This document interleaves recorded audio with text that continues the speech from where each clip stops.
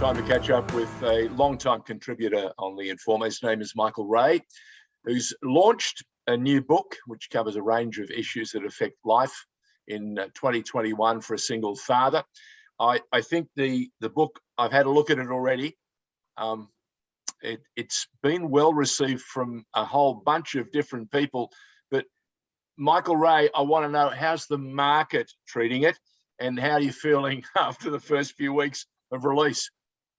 Well, George, I just happen to have here, it's kicked off a lot better than what we thought, George. We're currently sitting at number 5 in the single parenting, number 7 in the fatherhood, I think, on Amazon. And Maggie Dent called it an important book with a voice that needs to be heard. We've had some reviews from overseas from the astute John Adams, who gave it a good rap. So very surprising, George.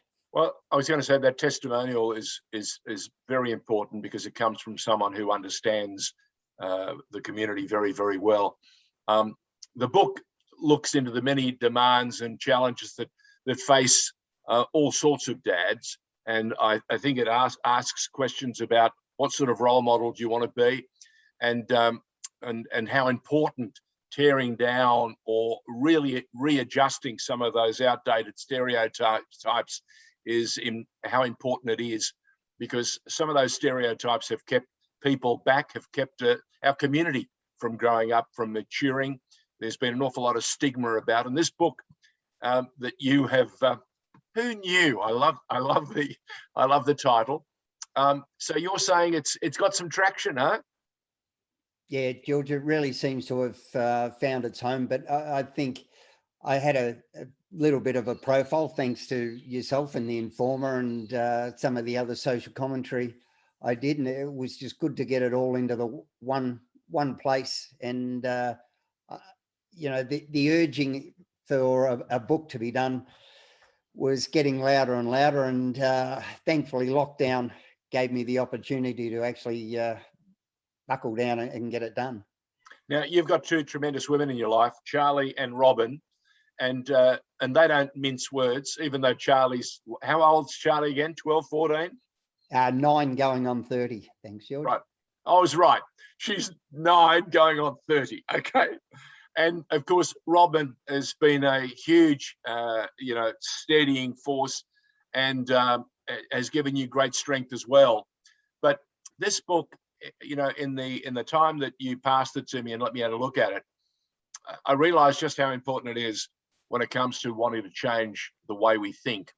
And one of the things you and I have talked about from day one is just how important it is that we change the way people think, because unless we do, nothing moves on. We don't get to the next bus stop. We don't get to the next discussion. And what this book does is it asks everyone to think differently and to view what we've all long held perceptions about single dads, and say to them, no, throw them out. That used to be the way. This should be the way. Am I being fair and reflective? Oh, accurate, George. I can say without fear of being contradicted that a lot of us dads are seen as superheroes for doing what mums have done for millennia. If we simply don't drop the bub too often on the head, all of a sudden we're like, oh, what a wonderful father. Well, you know, we need to be held to the same standards as mothers. We're all parents. A wise woman once told me we need to stop with the belief that only women become mothers. We all become parents as people, and we're all equally capable. You know, apart from breastfeeding and actually giving birth, we dads can and should be held accountable for doing everything that mums do. Are the courts and others starting to get a grasp on this idea? Yeah, well, they are, George. Slowly things are moving. There's a misguided perception that the courts are against fathers because of the outcomes. But when we come into the court, with mum having done the majority of their caring and child-focused responsibilities, they leave with that as well, because the court wants the status quo to continue. So I often say to guys, don't be upset with the court not giving you the opportunity to do what you had the opportunity to arrange and facilitate before the separation, after the separation. So if you go in there with, you know, we were 50-50. I did school runs, mum did school runs. I work flexibly, mum worked flexibly. The court's going to want that to continue. But if you turn up there going, well, I was a breadwinner, I brought all the money in and mum did all the caring, well, the court's going to want that to continue. So before the separation is the time to have the difficult conversations with the boss and consider your career and take the steps needed to facilitate being an involved and present father. And not many of the courts will take it away from you. And I know there's always going to be exceptions to the rules, and it's a very emotional, you know, important area that I speak to. But I've actually spoken to some family court judges, and that's what they've told me. We just want the status quo to continue with as little disruption to that child's normal routine as possible, because it is child focused, and you know, it's what we need to do as men. Are all the agencies also coming to the party, Michael, in the time that you've written this book? Have you sensed a different, an inclination to think a bit differently, or are they still stuck in some of the mores of the past? Yeah, we're still a little bit stuck in the past, George. You know, I've never been made to feel more like a third wheel than at some of the, you know, maternal child and health centres when you turning up without mum. The first question was, where's mum? Is mum okay?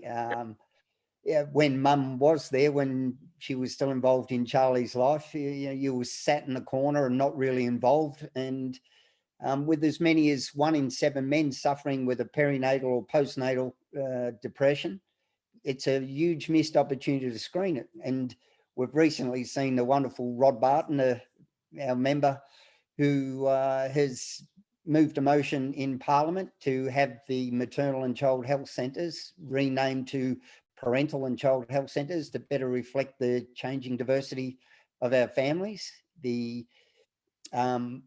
It's change tables in male toilets when there's not a parent's room would be another great thing.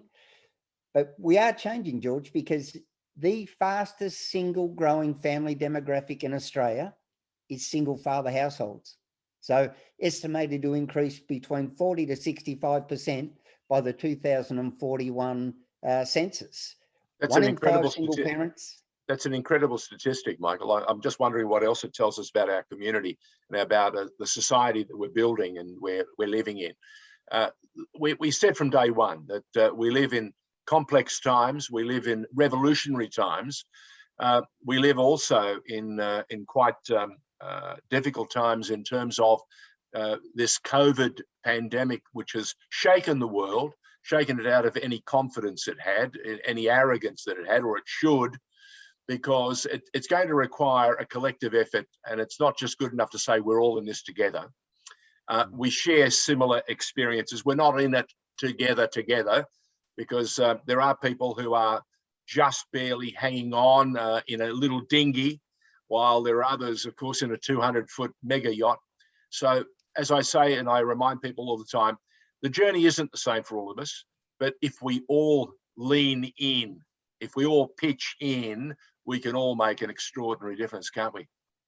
Yeah, George, to me, that's what true equality is about. And the final chapter in the book, apart from Charlie's chapter, it's about Ubuntu. So the South African, where they came together as one nation, and there was no before, there was just, we're all in this together. And true equality is when each person's suffering and challenges carries equal weight. So while they're completely different, their suffering deserves as much, or struggles deserves as much attention and respect as somebody else's. So it's no good saying, you've got nothing to worry about. You want to hear something bad? My struggles. Well, no, each person's challenges in life deserve the same respect. 100%. The book is called Who Knew? And as you touched on, who knew that it was going to be up there in the top seller list? Exactly, George. Now, did you give what? Now, I want to know before we go, what has Charlie made of it? Seriously, and how does Robin feel? Because they've both had a big hand in making this happen, huh? Oh, George, they're both incredibly proud. It definitely wouldn't have happened without my amazing partner, now fiance, Robin. So Congratulations. the solo dad will have to go by the wayside to eventually. I was just going to say there's also something there we should explain. You also now come second regularly in the heavy lifting department. Is that correct? 100% sure, George. Robin holds world records in the sport that we both compete in, and she's half my size and twice as strong. So if there's a jar in our family that can't be opened, Charlie passes it to Robin. Not, Dad, can you open this? Rob, can you open this? Remember what we said? Get the stigma out and just understand it's all about equality. Charlie's worked it out. That's it. Michael Ray, as always, terrific when we want to talk about changing attitudes. The book again, there it is. Who Knew? It's by Michael Ray. If people want it, they want a copy, how do they go about it, Michael? michaelray.com or through Amazon, Booktopia, and all online retailers. George? Fantastic stuff. Have a good week. Let's hope the lockdown in Victoria lifts ASAP and that we can get back to living our lives as we should be. Thank you, my friend. Great. Thanks very much, George. Michael Ray on The Informer.